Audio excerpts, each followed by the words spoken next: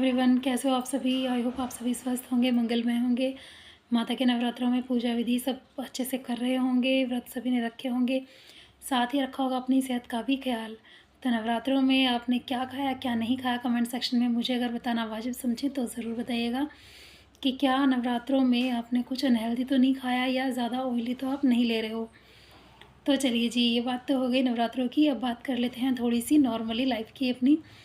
तो जैसे कि हमारा जो नॉर्मली डेली जो रूटीन होता है उसमें हम खान पान पर कुछ हद तक ध्यान देते हैं, कुछ हद तक नहीं देते हैं। अच्छी सेहत के लिए खाना पीना, एक्सरसाइज करना, ये सब चीज़ें तो महत्व रखती ही हैं।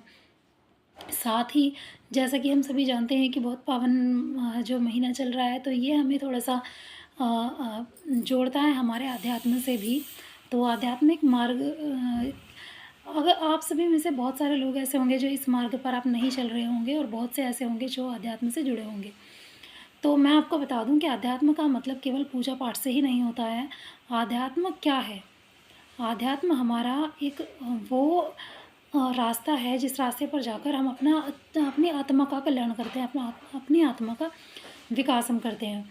तो आत्मा का विकास करने की पहली जो शुरुआत होती है वो होती है जो लोग पूजा पाठ करते हैं उससे, लेकिन इससे भी बढ़कर एक ऊपर जाकर एक अलग चीज़ होती है, वो होती है योग, ध्यान, मेडिटेशन।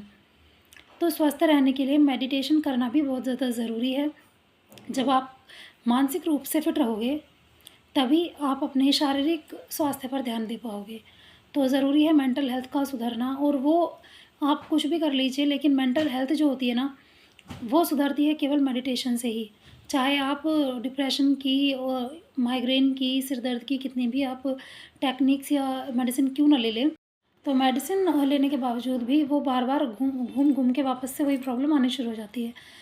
तो जब हम मेडिटेशन करना शुरू करते हैं, आध्यात्म के रास्ते का जो मेन चीज़ होती है ना, मैं आपको बता दूँ, क्लियर कट बता दूँ कि अध्यात्म किसी पर्टिकुलर एक पूजा का नाम नहीं होता। अध्यात्म किसी देवी-देवता को मानने का कोई रास्ता नहीं होता है। अध्यात्म होता है खुद से जुड़ने का एक रास्ता, और खुद से हम सेल्फ से, अपनी अंतरात्मा से हम तभी कनेक्ट हो पाते हैं जब हम मेडिटेशन करते हैं।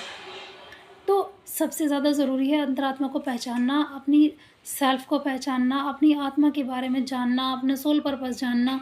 क्या क्या रीज़न है, किस वजह से अर्थ पे हम आए हैं, कौन-सा ऐसा पर्पस देकर हमें भेजा गया है पूर्ण करने के लिए। तो ये सब चीज़ें जब हम जाननी शुरू कर देते हैं तो हमारी मेंटल हेल्थ खुद ब खुद सुधरनी शुरू हो जाती है। मेडिटेशन के कई प्रकार हो सकते हैं, उनके बारे में चर्चा हम नेक्स्ट वीडियो में करेंगे, इसकी भी एक सीरीज़ ज़रूर बनाएँगे। लेकिन फ़िलहाल इस वीडियो में मैं आपको सिर्फ़ यही कहना चाहूँगी कि अपने जीवन में मेडिटेशन को भी टाइम दीजिए। शुरुआत कीजिए 2 से 4 मिनट ध्यान करने से, फिर उसके बाद अपने टाइम को धीरे-धीरे बढ़ाते जाइए और मेडिटेशन करिए, ज़रूर टाइम निकालिए। श्वासों पर ध्यान दीजिए, प्राणायाम, उसके बारे में भी मैं आपको नेक्स्ट वीडियो में ज़रूर बताऊँगी। सबसे ज़रूरी था हेल्थी रहने के लिए हमें खाने के साथ-साथ, एक्सरसाइज़ के साथ-साथ क्या करना ज़रूरी है, और वो ज़रूरी है मेडिटेशन।